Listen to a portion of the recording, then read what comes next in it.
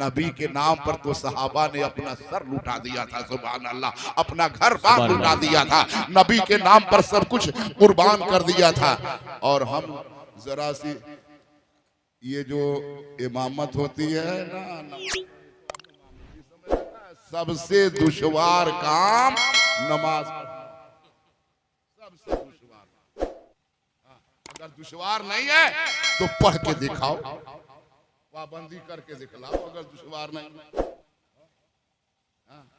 हाँ, सब दुनियादारी में कोई गाहक ना चला जाए, चाहे नमाज चली जाए कोई गम नहीं है। नमाज चली गया, पूरा पूरा हफ्ता चला जाता है। और कुछ हाफिजी लोग हैं, साल में नमाज नहीं पढ़ेंगे, घूमेंगे बिल्कुल जेंटलमैन बने हुए, और जैसे रमजान करीब आएगा तो बिल्कुल सूफिये बासफा बन करके मुसल्ले पे आकर खड़े हो जाएंगे। वाह वाह, और कहेंगे हमसे कुरान सुनो। अबे तुझसे काहे कुरान सुना, तू फासिक मौलिन है, नमाज नहीं पढ़ रहा है, नहीं रख रहा है, किसी सुन्नत का एहतमाम नहीं है। याद रखो, जिसका अमल खराब होता है उसको फासिक कहा जाता है, और जिसका अकीदा खराब होता है उसको मुनाफिक कहा जाता है, उसको मुनाफिक कहा जाता है। वाह, हमने देखा है। वाह, कसदन नमाज छोड़ने वाला गुनहगार फासिके मोलिन है, न उसकी इमामत दुरुस्त, न उसकी गवाही दुरुस्त। चाहे हाफिजी हो, चाहे मौलाना साहब हो, कोई हो। हाँ, इस्लाम जो है इसको नहीं देखता आप कौन है, इस्लाम तकवा देखता है कि अल्लाह से कौन ज्यादा डरता है। सुभान अल्लाह, ये है जी। तो आए दिन हम लोग ये मंजर देखते हैं, लिल्लाह खौफे खुदा अपने दिल पे तारी करो, डरो हाँ कि एक दिन दुनिया छोड़नी है, सब चले। अल्लाह ने मालिक निसाब बनाया है तो ज़कात दो। खाली नमाज पढ़ लेने से, रोजा रख लेने से कोई परहेजगार ना हो जाएगा। करोड़ों का मालिक है, ज़कात नहीं दे रहा है, ज़कात नहीं दे रहा है। हाँ, ज़कात दो, हाँ, वरना पछताना पड़ेगा कि जिनके लिए हमने इतनी भाग दौड़ की, मेहनत मशक्कत की और बंगला बनवाया, गाड़ियां खरीदी और इतने बैंक बैलेंस कर दिया, मगर जाने के बाद होता क्या है, वही तेरा बेटा ज्यादा से ज्यादा मुर्गे की बिरयानी बनवा के 40वां कर देगा, तीजा कर देगा। यही तो होता है। उसके बाद सब लूला लूला। अल्लाह तुमसे पूछेगा तो हमने तुमको माल दिया था, तुमने ज़कात अदा की थी नहीं। सुभान अल्लाह। अरे हम लोग तो ज़कात देने में भी आनाकानी करते हैं। अल्लाह वालों की शान देखिए, नबी का घराना देखिए, पंजतन पाक की शान देखिए। सुभान अल्लाह, घर का घर नबी के नाम पर लुटा रहे हैं, घर का घर सुभान अल्लाह अल्लाह के नाम पर सुभान अल्लाह वक़्फ़ कर रहे हैं। ये है पंजतन पाक सुभान अल्लाह। खुद भूखे रह करके दूसरों को खिलाया करते थे।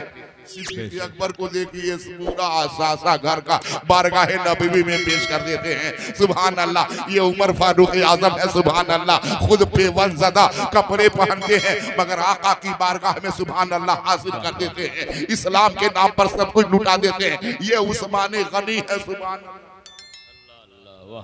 मुझे तो वाक़या याद आ रहा है कि हजरत उस्मान गनी का वो वाक़या, एक साहब हुजूर की बारगाह में आए और कहने कि सरकार बिटिया की शादी है, इंतजाम नहीं कुछ हो पाया है।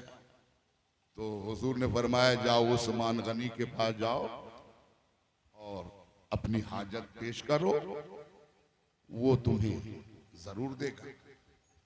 गए उस्मान गनी के दौलत कदे पर, दरवाजे तक पहुंचे थे, झांक कर देखा तो हजरत उस्मान गनी जो है वो जो खादिम आपका शमा रोशन करता था, चिराग जलाता था, उस पे बरस रहे थे कि तुमने चिराग में मोटी बत्ती क्यों लगा दी, तेल ज्यादा खर्चा हुआ, अगर पतली बत्ती लगाते तो वो कम तेल सोखता और कम तेल खर्च होता, बिला वजह तुमने जो है वो मोटी बत्ती क्यों लगा दी। अब इन साहब के होश दंग हो गए कि जो मामूली तेल जलने पर इतना डांट फटकार लगा रहा है, वो भला हमारी क्या मदद करेगा, हमको क्या देगा। बस यहाँ से चलते बनो, इसी में आफियत है। हाँ, वापस चले आए। सरकार की बारगाह में है। सरकार ने फरमाया कि गए नहीं? कहा सरकार गया था मगर कुछ देख कर वापस आ गया। कहा फिर जाओ। अच्छा, गए उस्मान गनी के दरवाजे पर पहुंचे तो उस वक्त ये दूसरे दिन पहुंचे तो देखा कि हजरत उस्मान गनी बावर्ची पर खफा हो रहे थे। तुमने दाल में जो है वो नमक का बड़ा ठेला क्यों डाल दिया? छोटा डालते तो काम चल सकता था, ये तुमने बड़ा ठेला डाला और फजूल खर्ची, ये मुझे पसंद नहीं है। ये साहब को होश दंग रहे कि जो मामूली नमक की कंकरी डालने पर जो खफा हो रहा है, भला मुझे वो आटे की बोरी क्या देगा, वो चावल क्या देगा? वो चले आए साहब, चले आए। बहरहाल नबी से अर्ज किया, सरकार ने फरमाया जाओ उस्मान के घर। गए, तीसरे दिन जब पहुंचे दरवाजे पर झांका और इत्तेफाक से सरकार उस्मान गनी ने भी इनकी तरफ निगाह फरमाई। जैसे निगाह की, कहा अंदर आओ, अंदर आओ। क्या बात है, मैं 2 रोज से देख रहा हूं कि तुम आते हो, झांकते हो, चले जाते हो। कहा सरकार कुछ ऐसा देखा ही था इसलिए वापस चला गया। कहा क्या बात है? कहा सरकार बिटिया की शादी है और आका सल्लल्लाहु अलैहि वसल्लम की बारगाह में गया था तो उन्होंने आपके पास भेजा है, आपके पास। भाई सना सुनना था। हजरत उस्मान गनी तड़प उठे और उसे उस्मान अल्लाह उसका हाथ पकड़ा और गोदाम में ले गए। कहा जितना जी चाहे ले जा, ये आटा, ये चावल, ये दाल, ये जितना जी चाहे ले जा। शायद तू इसलिए वापस गया था कि मैं बावर्ची पर बरस रहा था, मैंने शमा रोशन करने वाले उस खादिम पर मैं नाराज हो रहा था कि तूने बत्ती मोटी बत्ती क्यों लगा दी थी। तुमने जो है वो नमक में दाल में नमक कितना बड़ा रोड़ा क्यों डाल दिया था? अरे वो मेरा जाती मामला था। ये उस्मान की दौलत सब मुस्तफा पर कुर्बान है। सब नारे तकबीर, नारे रिसालत, नारे हैदरी।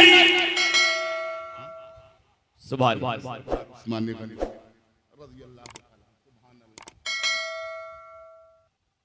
इन पाक लोगों ऐसी नहीं खुलफाए राशिदीन है। सुभान अल्लाह, सुभान अल्लाह।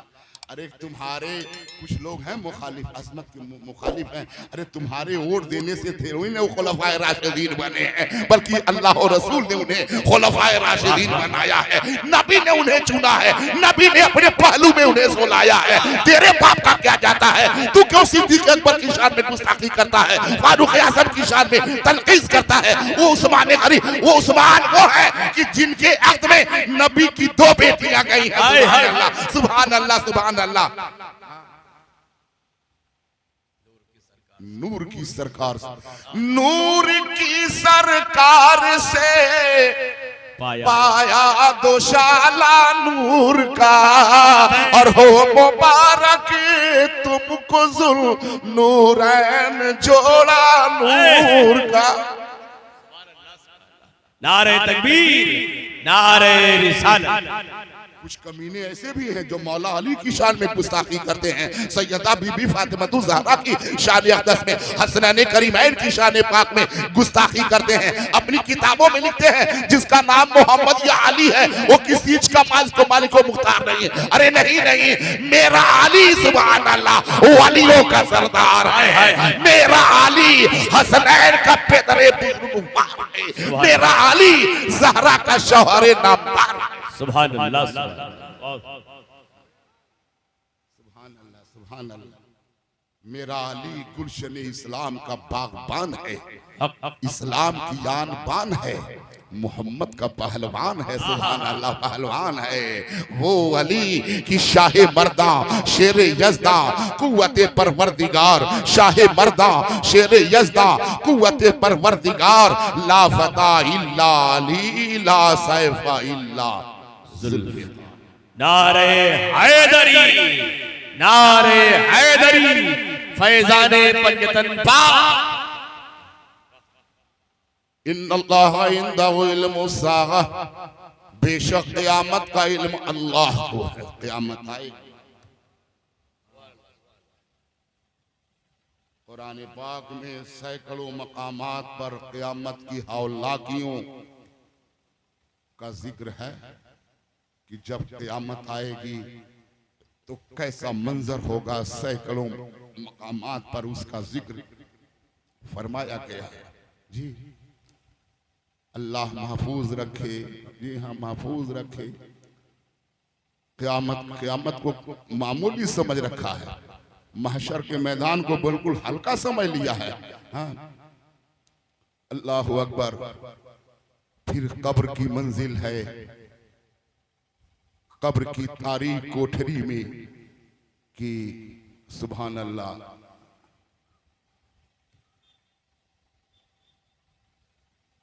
क़यामत बहुत से मकामात पर कुरान पाक ने क़यामत का जिक्र किया है कि क़यामत कैसे आएगी, उसके मनाजिर कैसे होंगे। हाँ, बेशुमार मकामात पर इसका जिक्र किया। इज़ा ज़ुलज़िलतिल अर्ज़ु ज़िलज़ालहा व अख़रजतिल अर्ज़ु असक़ालहा व क़ालल इंसानु मा लहा यौमइज़िन तुहद्दिसु अख़बारहा बिअन्ना रब्बका औहा लहा। ठीक है, वाह, चलो हाँ पहुंचाता तय है, तुम रो चल। हाँ,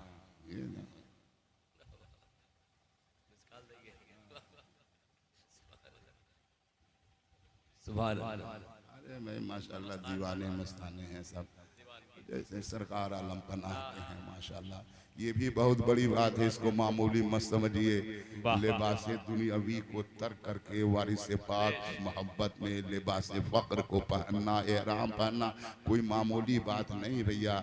अगर ये लोग पूरे शराइत अदा करें, कसम खुदा की वली बन जाए, जो जबान से कह दें वो हो जाए। हाँ हो जाए, हाँ वो बहुत बड़ी बात है। हाँ, दुनिया को छोड़ना बहुत बड़ी बात है। तो क़यामत की हौलनाकियों का जिक्र है, अल्लाह अकबर। अब इंशाअल्लाह फिर किसी मौके पर क़यामत का जिक्र होगा। बस अब मैं यहीं अपनी गुफ्तगू को तमाम करना चाहूँगा। वमा तदरी नफ्सुम माज़ा तक्सिबु गदा, कोई जान नहीं जानती कि कल वो क्या करेगी। हाँ, मगर नबी जानते हैं, तारीख को झुठला ना पाओगे, क्योंकि ग़ज़वा-ए खैबर के मौके पर नबी करीम अलैहिस्सलाम ने फरमाया, कल मैं जिसे झंडा अता करूंगा, नारे तकबीर, नारे रिसालत, फैज़ाने वारिस पाक।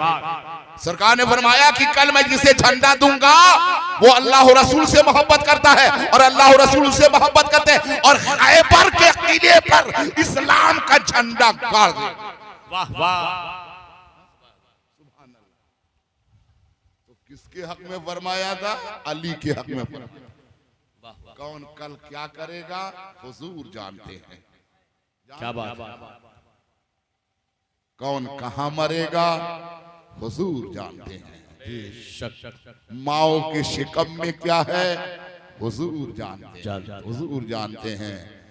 सैयदा फातिमा ज़हरा के बतने अक़दस में इमाम हुसैन हैं, और सरकार खबर दे रहे हैं कि मेरी बेटी के यहाँ लड़का पैदा होगा। सुभान अल्लाह, यानी हुसैन तशरीफ लाएंगे। सरकार जानते हैं कि माओ के शिकम में क्या है। सरकार जानते हैं बारिश कब होगी। अरे बारिश कब होगी नहीं, इशारा मुस्तफा हो जाता है तो बादल सुभान अल्लाह मडनाले लगते हैं। जानना और है और बारिश कर देना और है। सुभान अल्लाह, मेरे नबी की शान है।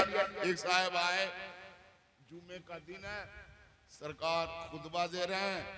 वो साहब ये रसूल कहते हैं सरकार कहत पड़ा, हमारे इलाके में बिल्कुल पानी नहीं बरस रहा है। सरकार कहत पड़ा हुआ है, दुआ फरमाइए कि पानी बरसे। अच्छा साहब, सरकार मिंबर शरीफ पे जलवा बार है और अंगुश्ते मुबारक का इशारा करते हैं, अल्लाहुम्मा अलैना, ये अल्लाह हम पर बारिश फरमाइए। सुभान अल्लाह, फौरन आनन फानन बदलियां छा जाती है, बादल मरनाने लगते हैं और बारिश होने लगती है। और सरकार अभी मिंबर से उतरे भी न थे, इतना पानी बरसा कि वो छत जो थी वो कच्ची थी, तो पानी टपकने लगा। सरकार के सर अक़दस पे पानी के कतरे गिरे, यानी यहाँ तक कि दाढ़ी अक़दस से पानी के कतरे गिरने लगे। ये जो खबीस बका करते हैं, हुजूर को क्या इख्तियार माज़अल्लाह रब्बिल आलमीन, इनको कभी मुसलमान न जान। बुखारी शरीफ के अंदर ये हदीस पाक मौजूद है। सरकार बस इशारा कर रहे हैं और पानी बरसने लगा। इतना पानी बरसा कि हफ्ता भर बरसता ही रहा। अब सरकार ने कह दिया था कि बादल पानी बरसा, अब जब तक रसूल रोकेंगे नहीं तो बादल रुकेगा नहीं, पानी रुकेगा, क्योंकि हुक्म रसूल हो चुका था। अब जब दूसरा जुमा आया तो वही साहेब फिर करे, कहीं सरकार अब तो पानी नुकसान पहुंचा रहा है, घरों में पानी घुस गया है सरकार, खेतियां डूब रही हैं सरकार अब तो करम कर दीजिए। तो सरकार ने फिर उंगली का इशारा किया, फरमाया कि अल्लाहुम्मा अलैना व हवालीना, ए अल्लाह हम पर न बरसे, इर्द गिर्द बरस। और वही हुआ, सुभान अल्लाह। बस अब सोचिए जरा कि जिसके इशारे पर चांद दो टुकड़े हो जाए, सुभान अल्लाह, इसके इशारे पर चांद। अब आखिर में बस वो एक वाकया अर्ज करूंगा।